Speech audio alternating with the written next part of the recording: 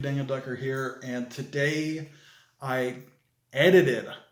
I didn't write. We did a really big dev edit, developmental edit, and we expanded our style guide a lot. As I said in my last video, I finished the first draft. So now we're doing that first dev edit. So let's compare and contrast, right? So before I started writing, I have my outline, very sparse. I start writing. This is an experiment in me not outlining too much because I love outlining and dev editing. So we go through, we have Cleonike, and then at a certain point, I add the character of Jamila. She becomes very interesting as I'm writing. I'm like, ooh, like there's some complexity and nuance and politicking involved with this character. She's politicized.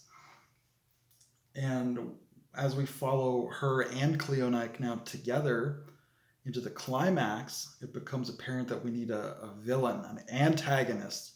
So my first draft didn't have an antagonist. My previous two novels I've written didn't have antagonists. I'm not a huge fan of antagonists. I'm just not. I like ensembles that are working together to achieve a goal, and they argue and bicker and fight about how to achieve that goal. I love that. And that's what this was supposed to be, and that's what my other two novels were. But in the course of developing, exploring the story, an antagonist has emerged. And I didn't even name him in the first draft because he just kind of showed up at the end. He's the big bad guy. Jamila hates him. He gets killed. And that's it. For draft one, that's fine.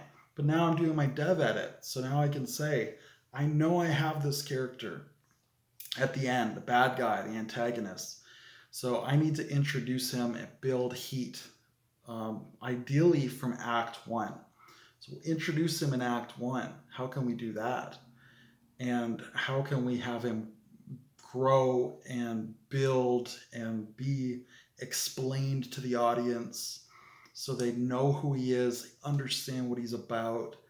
And in this case, so they hate him because they're not going to like him. He's just not a likable character. And that's his role in the story. He's the bad guy. It's a very boring type of character. That's why I don't like to use them. But we're going to make him as interesting as we can while still making him the bad guy. So that is one major change. Another major change is just, as I said, Jamila was introduced. So now let's go back. She just grew and grew and grew. You know, I did give her a little introduction, but now that I've seen her, the tail end of her story arc, I want to go back and say, let's give her a bigger intro. Let's really delve deep and explain who she is, how she got this way. Let's make the audience care and have sympathy for her and want her to grow and do the right thing. She makes mistakes. And, you know, she's scared and stupid. And she's been treated badly. She's been beat down her whole life. She's been traumatized and abused. Not physically abused, because you don't want to do that. As a writer, as an author, that's cheap heat, first of all. It's controversial, which you don't need, because you can achieve that goal without the controversy. And it's just tasteless. So, you know, I'm going to traumatize her emotionally. That's tasteful. And it's more interesting. It's more complex. It's more nuanced. So we're going to do all of that in this second draft. Because it's not in the first draft, but it will be in the second draft. And that's what I'm planning out right now, my dev edit, developmental edit. It's basically like expanding your outline, updating your outline so you can work from the new outline in your next draft. So the third thing, the third thing is Shinsuke, because he, even in the first draft, he never developed strongly.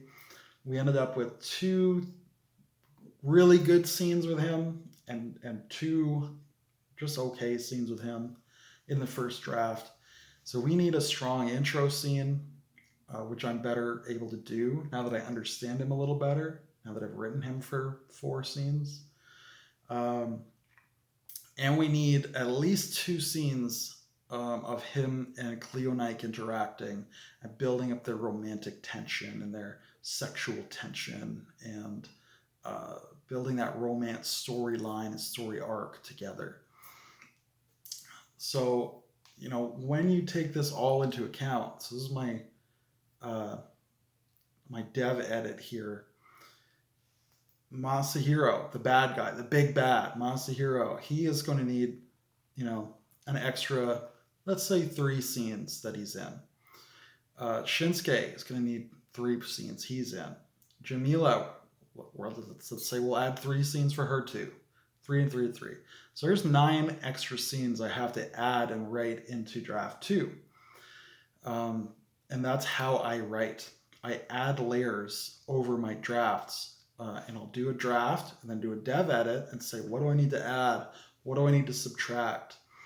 And then I'll update my outline and then I'll go and do it. So in this case, I have these 9 scenes that I need to place. Exposition goes in Act 1.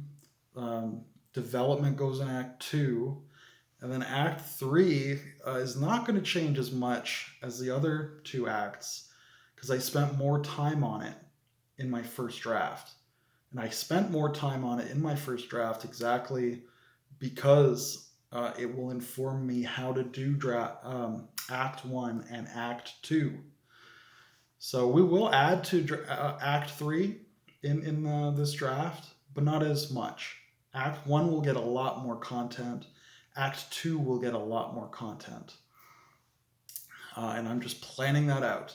And the other part of my dev edit, you can consider it the same thing or not, but is my style guide being updated. Style guide is, first of all, the characters, the people, but also the setting. So I've learned as I've been writing about my setting, what elements does this setting need? What elements does my climax need, my story? What elements do the characters need? And now that I have all of this, I have to go through and say, well, how can I introduce all these elements to our reader? Is there a better way to tell them about the Golem Knights? Is there a better way to show them what the Golem Knights are all about? I've added that Golem Knights have adamantine swords and weapons, and these weapons of adamant can hurt the old ones. So, I just added that in the last scene. I'm like, how can Shinsuke and Togi help and fight and contribute? And I'm like, I'll give them these weapons of adamant. Perfect. Awesome. It's high fantasy. It makes sense in the setting. They're powered by alchemy. So for them to have a physical tool to use, it's perfect. It's wonderful. I should have thought of it sooner, but I didn't because I didn't need to. And I didn't need to because I knew that I would write the climax last and then go back and inform the other stuff. So now that I have these weapons of adamant in the setting, I need to go back and introduce that to the reader somehow. And that'll be great. It'll be easy. It'll be fun. I'll find a way to do it. That might add 1 scene. Maybe. Probably not. I'll probably throw it into one of those other scenes. Probably with Cleonike and Shinsuke and their romance. Add in some exposition about the adamant weapons. They can be talking about it. It'll be easy. I've developed other setting elements as well. Learning more about how my magic works, the spirits, learning more about the evil cult of the ancient masters, learning more about the dragon riders. And, I've added that they have noble houses based on the 4 elements. The 4 colors of dragon are coded to the 4 elements. And none of that was in draft 1 or my original outline, but it makes sense. It adds interest, it adds depth, it adds flavor.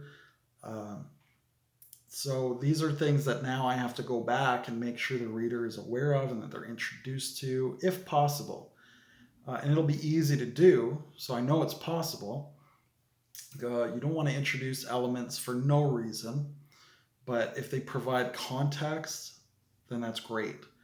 And if you can't find a way to add it, you can still have it for subtext. It can still be there in the background without being overtly explained, depending on your pacing and the importance of the element.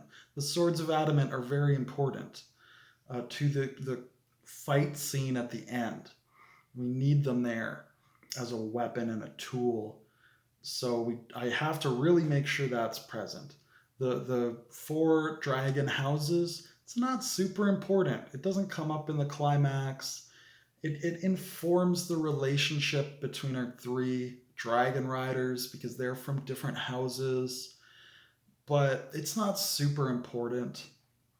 So if, for example, I wasn't able to find a way to add it overtly, that's fine. We don't add it. It's there as subtext. And I, as the author, know that they're from different houses. And if the audience never knows that for sure, that's fine, because they don't need to know it. It's not a really important part of the story. But if I can work it in easily without interrupting my pacing and my flow, then I will, because someone will find it interesting. Context is always more interesting than subtext. And I'm sure I'll be able to do that, so I will. So those are I think those were the main changes in my style guide, my setting. I've added more characters. I've added Jamila's sister, who gets killed horribly at the first act. I've added her mother. We've given her like a childhood best friend and a hero growing up. So I've added all these characters. I think that's it for my dev edit, right? So I've got these 9 scenes added now to my outline. I'm going to go back and write draft 2. So that is what I wrote today. There's my author vlog. It's dev edit time, and the dev edit is now done. In the comments below, what did you write today? Because this is still technically a vlog video. I might do a separate video just talking about what a dev edit is, developmental edit. I might do that, or I might not. But let me know what you're writing today. That's what I want to hear. And until I see you again, it's David Daniel Ducker signing off.